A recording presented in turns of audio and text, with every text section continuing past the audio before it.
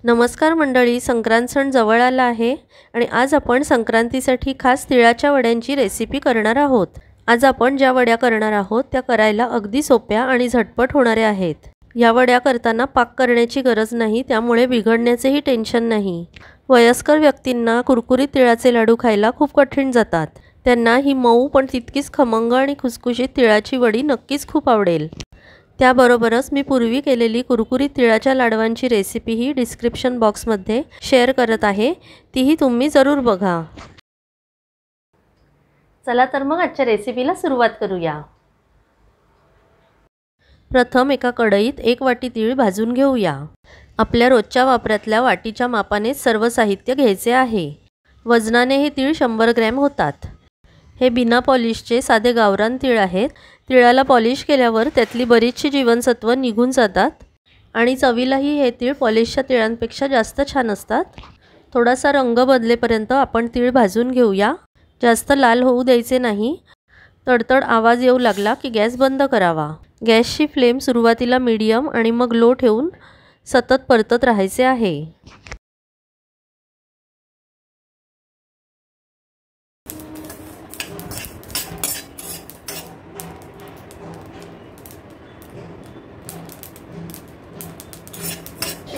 हे असे चटचट उडायला लागले की आपण गॅस बंद करूया। लगेच एका डिशमध्ये काढून गार करत ठेवूया।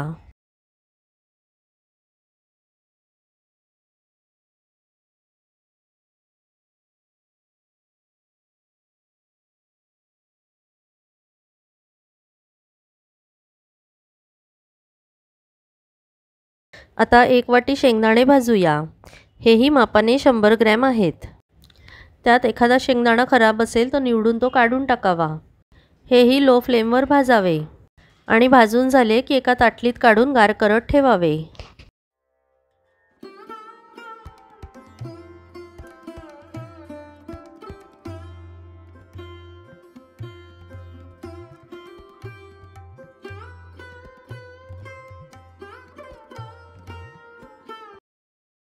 असे त्यावर थोडे थोडे लाल चट्टे आले की मग गॅस बंद करावा।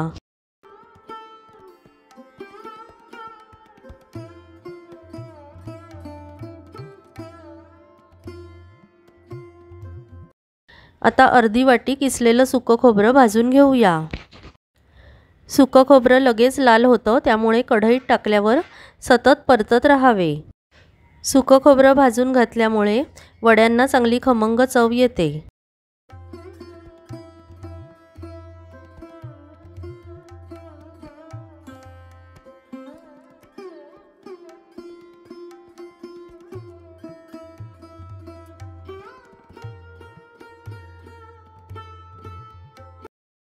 भाजून झाल्यावर तीळ काढले त्याच ताटात काढून गार करत ठेवावे।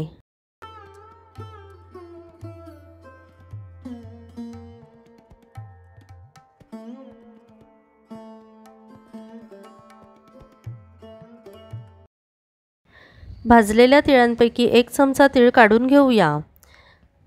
ते आपल्याला गार्निशिंगसाठी वरून पेरायला होतील।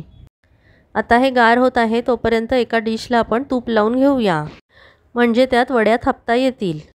आधीच ही तयारी केलेली असली म्हणजे मग गडबड होत नाही।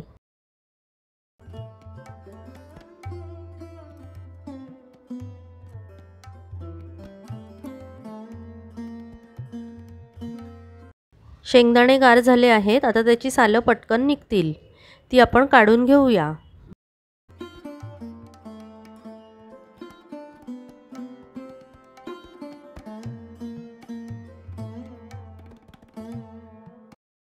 आता हे सोललेले शेंगदाणे मिक्सरमध्ये बारीक करूया। दाण्याचं कूट करताना मिक्सर बंद चालू करत फिरवावे।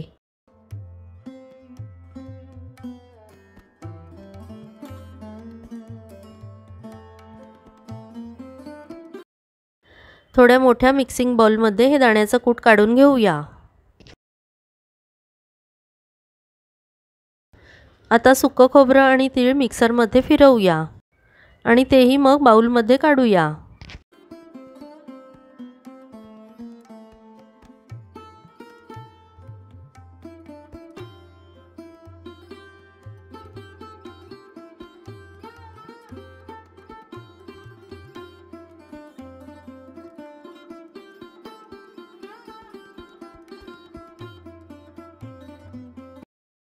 आता त्यात अर्धा चमचा वेलची पूड घालूया।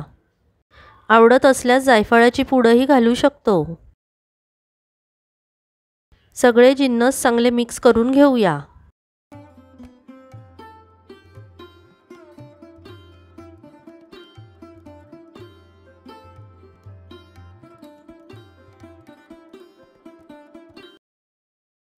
आता हा पाव किलो गूळ घेतला आहे, तो अशा प्रकारे बारीक चिरून घेऊया।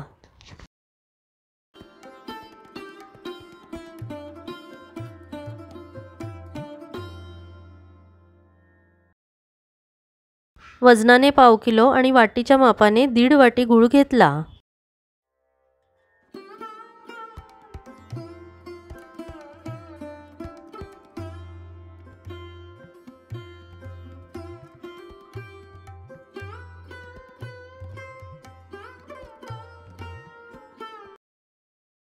त्यात 1 चमचा पाणी घालावे, म्हणजे गूळ वितळायला मदत होते।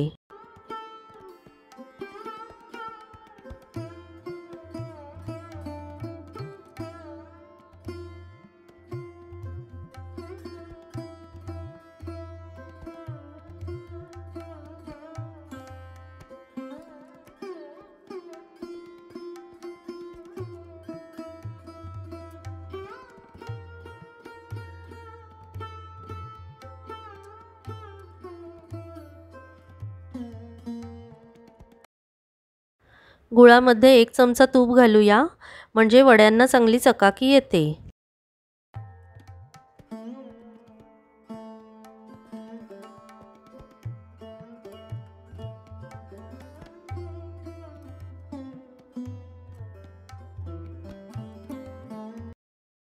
आपल्याला गूळ फक्त वितळवायचा आहे, त्याचा पाक करायचा नाही।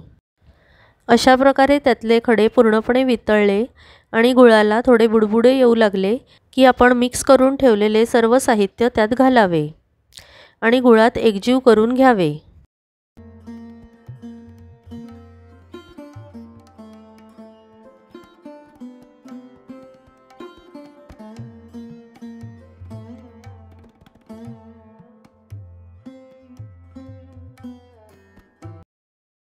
यावेळी गॅस अगदी मंद आचेवर ठेवावा।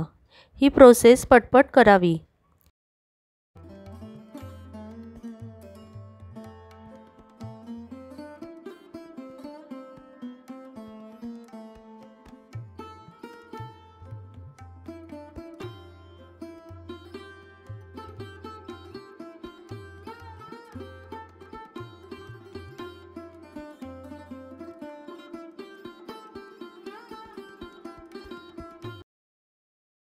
एकदा सगळे मिक्स झाले की गॅस बंद करावा आणि लगेच तूप लावलेल्या ताटात मिश्रण काढून घ्यावे।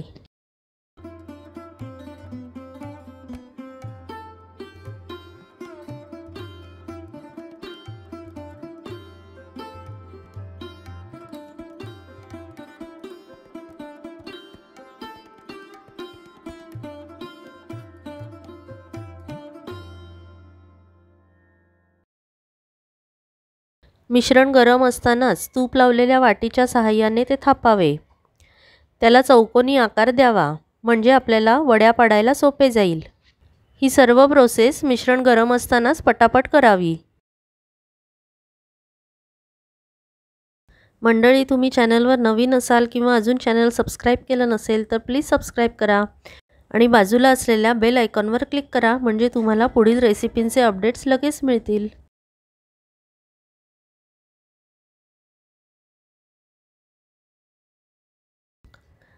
मगाशी बाजूला ठेवलेले 1 चमचा भाजलेले तीळ वरून पेरावे आणि पुन्हा वाटीने थापावे, म्हणजे ते पडत नाहीत। 10 मिनिटांनी मिश्रण थोडे थंड झाले की मग त्याच्या वड्या पाडाव्या।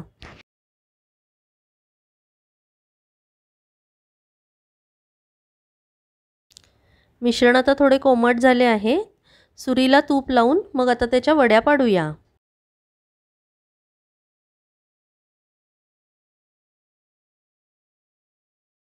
मी थोड्या मोठ्या आकाराच्या वड्या करत आहे। तुम्हाला हव्या त्या आकाराच्या लहान किंवा मोठ्या कशाही कापू शकता। गरज वाटली तर सुरीला अजून एकदा तूप लावून घ्यावे, म्हणजे पटपट वड्या पडतील।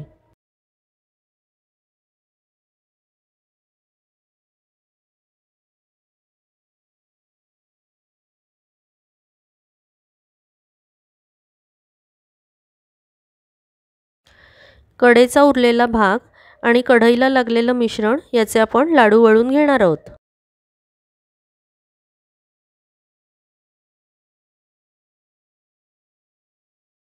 आपण घेतलेल्या मापात एकदम परफेक्ट वड्या होतात आणि त्या सहज वेगळ्या होतात।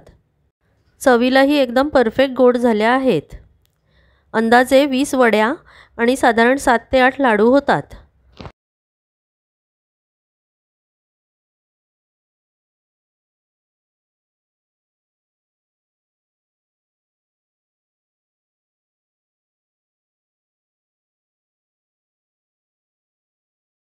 त्यातली एक वडी काढून आपण चेक करूया। ताटाला चिकटली नाही आणि सहज वेगळी झाली। तोडून बघितल्यावर त्याचा खुसखुशीतपणाही जाणवेल। सगळं साहित्य रेडी असेल तर या वड्या करायला आपल्याला अर्धा ते पाऊण तासापेक्षा जास्त वेळ लागणार नाही। आता ह्या कडा काढून आपण त्याचे लाडू वळून घेऊया।